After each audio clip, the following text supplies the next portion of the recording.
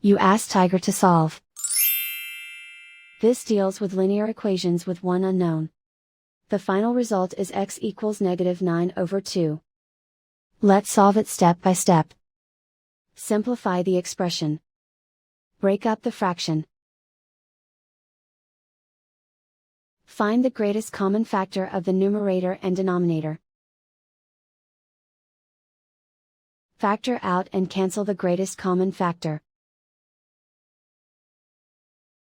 Group all constants on the right side of the equation. Subtract 3 from both sides. Simplify the arithmetic.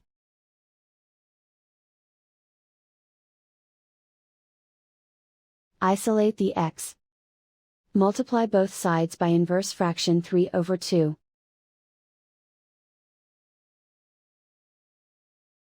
Group like terms.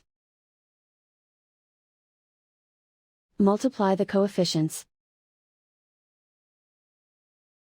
Simplify the fraction. Multiply the fractions. Simplify the arithmetic. And so the final result is x equals -9/2.